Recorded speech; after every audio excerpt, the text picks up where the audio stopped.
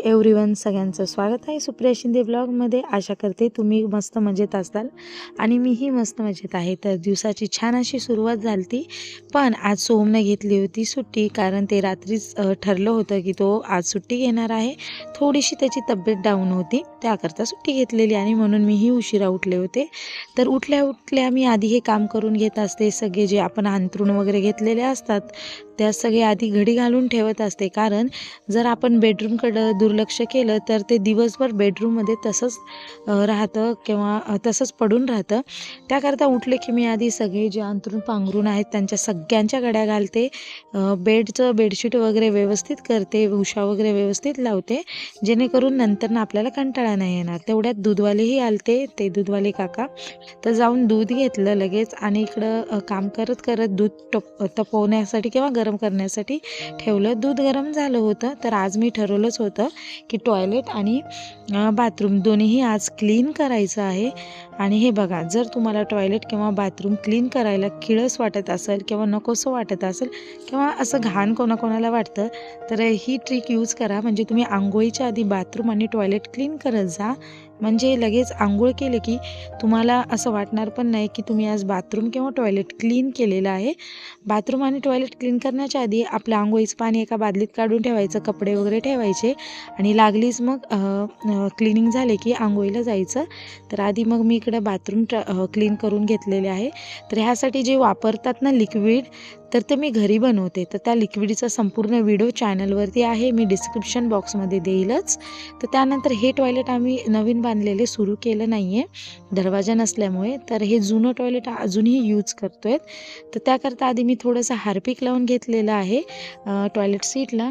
त्यानंतर ना परत जे मी लिक्विड बोललेले ते लिक्विड टाकलेलं आहे, खूप छान लिक्विड आहे, त्याची लिंक मी शेअर करणार आहे डिस्क्रिप्शन बॉक्समध्ये। तर नंतर दोन्हीही क्लीन करून घेते आहे। आता टॉयलेट क्लीन करायला असा ब्रश वगैरे मी आणून, म्हणजे सगळ्यांकडेच असतो। त्यानंतर लागलीच मी बघा आंघोळीला गेली, म्हणजे मलाही आधी आवडायचं नाही टॉयलेट बाथरूम क्लीन करायला, पण आता सवय झालेली आहे। त्यानंतर बघू शकता वातावरण छान असं झालं होतं सकाळ सकाळी, म्हणजे 9 वाजले होते आणि या झाडामध्ये एक सुंदरसा पक्षी होता, तो दाखवण्याचा मी प्रयत्न करत होते, पण तो काही दिसतच नव्हता। जिथं पानं हलतायत ना तिथं तो पक्षी बसला होता। तर त्यानंतर मग मी घरामध्ये आले, केस वगैरे थोडेसे पुसून घेतले। हिवाळ्याचे दिवस चालू आहेत, तर मी मॉइश्चरायझर आधी अप्लाय करतच असते, कारण नंतर घरकामामध्ये आपण विसरून जातो।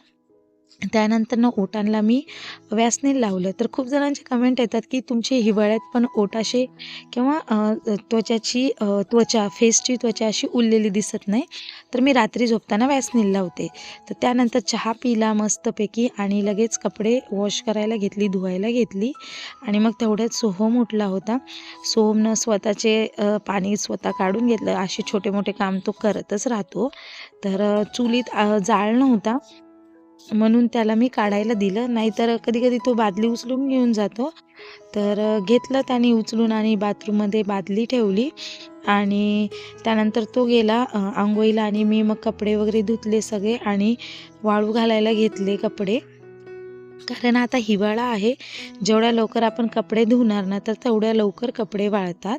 तर त्याकरता मी सकाळी जेवढं होईल तेवढं लवकरच कपडे धुवत असते। त्यानंतर मी गेले किचनमध्ये आणि सोहम आला तिथे, तर त्याला पाहिजे होती चहा, तर तो म्हणला की आज चहा मी माझा करून घेईल। तर फक्त त्याला मी दूध काढून दिलं की किती वगैरे चहा, म्हणजे तो दुधाचाच पितो, मग त्याला छानपैकी असं दूध काढून दिलं। बघा, लहानपणापासून जर आपण मुलांना अशा सवयी लावल्या, मुलगा असू या मुलगी असू, तर त्यांना त्या सवयी लागतात आणि त्यांना पण काम करण्याची लहानपणापासून सवय होते। तर ह्या छोट्या छोट्या गोड अशा गोष्टी आपण मुलांना शिकवत राहायच्या। तर त्यानंतर मी त्याला म्हणत होते कॅमेऱ्याकडे बघून बोल म्हणून।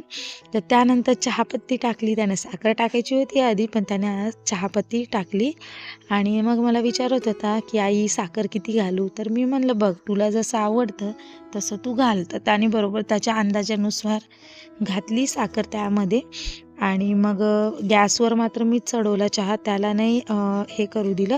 पण तशी मी त्याला ट्रेनिंग दिलेली आहे, तसं मी त्याला शिकवलेलं आहे गॅस चालू बंद कसं करायचा किंवा कोणकोणत्या काय म्हणता येते ट्रिक फॉलो करायच्या गॅसपासून, खतरा कसा असतो, अशा भरपूर गोष्टी मी त्याला शिकवलेल्या आहेत. गॅस लावला त्यानंतर मी आवरावर करायला घेतली, तो तिथंच थांबला होता आणि विचारत होता की आई चहा कधी उकळणार आहे. तर इकडं तिकडं होस तोपर्यंत चहाला उकळी आली होती.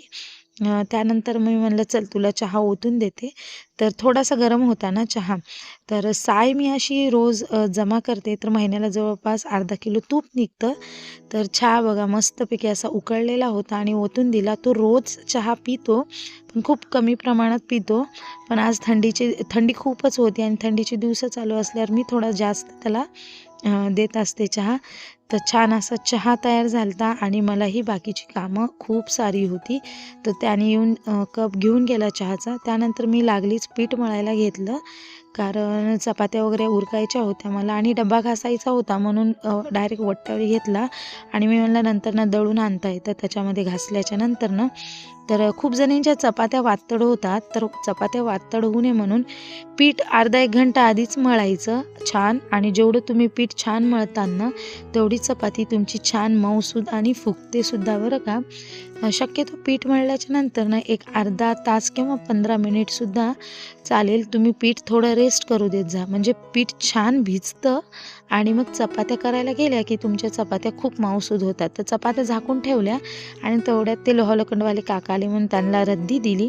तिथं 10-15 मिनिट टाईमपास झाला. मग मी म्हणलं चला आता चपात्या लागलीच करायला घेऊया आपण. तर मग चपात्या लागलीच करायला घेतल्या मी.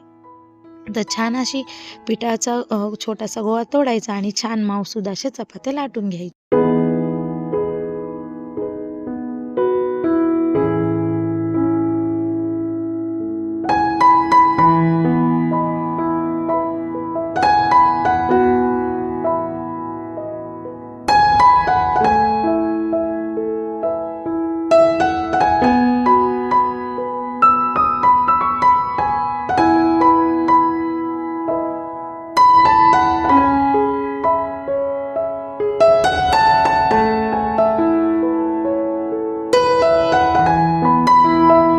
चपात्या अर्ध्या लाटून झालत्या, एकच चपाती केली मी. तेवढं सोहम आलाच आणि आम्ही रात्री भाजी मागवली होती पनीरची, तर ती अशीच फ्रीजमध्ये ठेवलेली.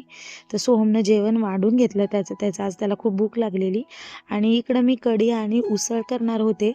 तर इकडं कढी करताना मी एक टिप्स सांगणार आहे. जर कढी तुमची फुटत असेल ना, तर तुम्ही एकतर खोलगट भांड्यामध्ये कढी करा आणि ती कढी जी चमच्याने ढवळत राहायची, म्हणजे ती कढी फुटणार नाही. आणि बघू शकता तुम्ही माझी कढी इकडं थोडीसुद्धा फुटलेली नाही आहे. तर चमचा त्याच्यात फिरवायचा जोपर्यंत उकळी येत नाही तोपर्यंत. मग कढीला उकळी आलेली आहे बघा आणि कुठंच कढी अशी म्हणजे फुटलेली दिसत नाही आहे.